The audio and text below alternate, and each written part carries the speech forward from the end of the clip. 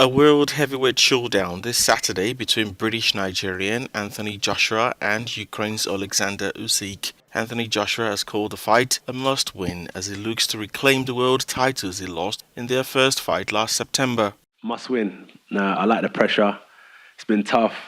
Robert Garcia, Angel Fernandez, and like existing members of my previous team as well have definitely pushed me, challenged me. But mostly that's like competition with myself. And as you mentioned about the belts, they mean something, but that's all at the end of the target. So it's not like I'm skipping the process.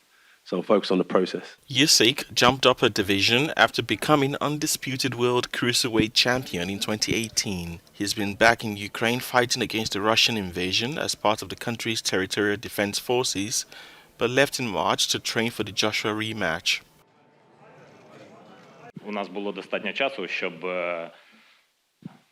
We have had enough time to study each other, and this Saturday night will be a great fight.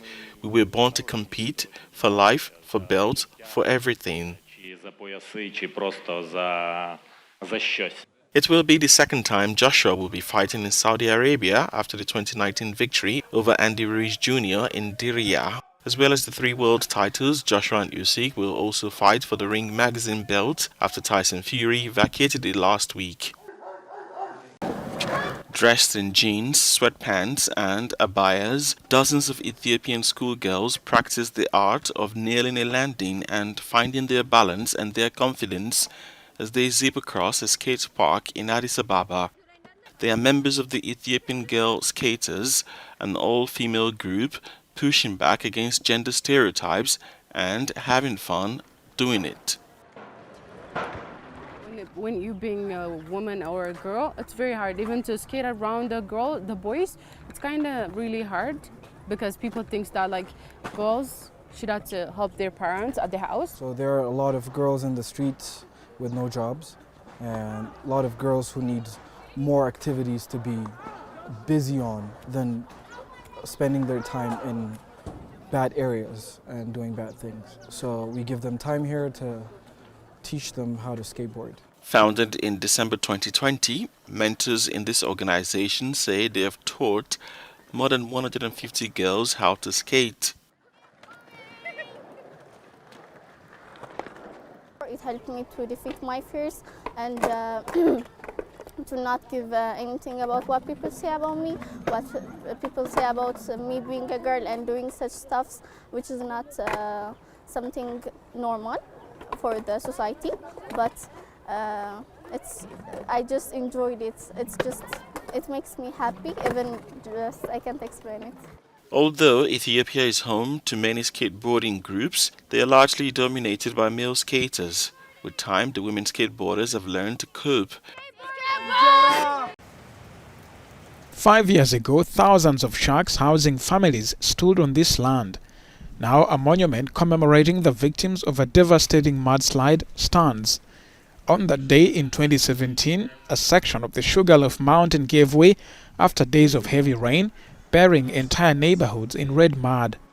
5 years ago today, we were made to mourn the loss of hundreds of our people by the unexpected and sudden reaction of nature to our treatment of it.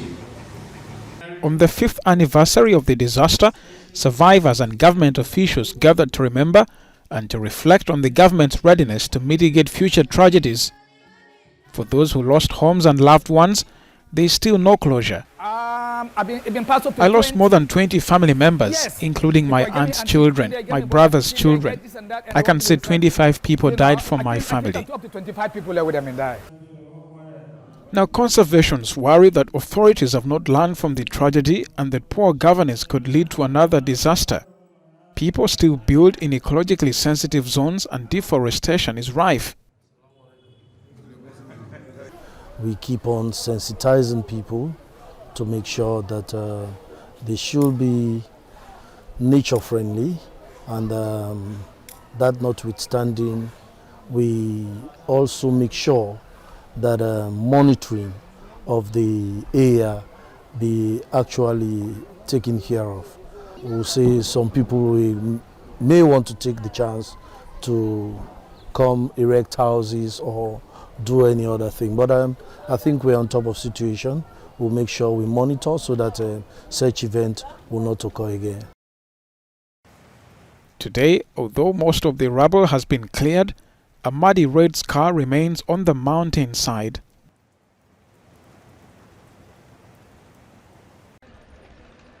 Flash floods triggered by heavy rains continued to cause devastation across Sudan this week, with the death toll rising to 66 since the start of the rainy season, according to officials. Overall, around 136,000 people have been impacted by heavy rainfall and floods in 12 of Sudan's 18 provinces. All people are left in the streets. The houses collapsed and the livestock died. Everything is gone. We're in a deplorable situation and the people are always alert but can't control the damage. Some 24,000 homes and 24 government buildings have been badly damaged or completely destroyed.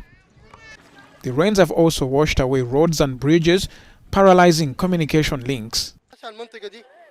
This area of Makelab village hosts around 250 to 300 houses that collapsed and are all gone. That I know. There's also the Nabawaya area in the eastern part of the village. It's all gone. The saloons, the rooms and the kitchens are all damaged.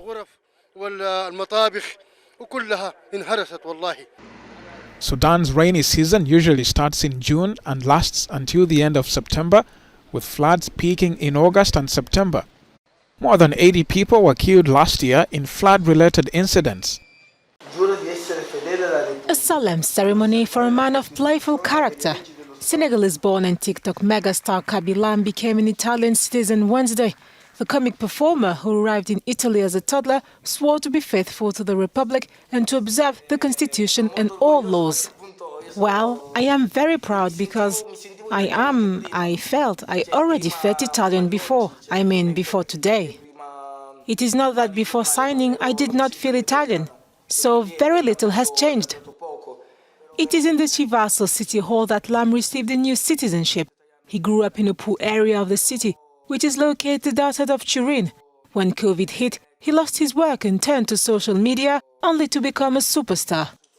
I have always lived in the slums. Now it's very different because back then, in our having nothing, we were happy, we were glad, we played in the courtyard even though we had nothing.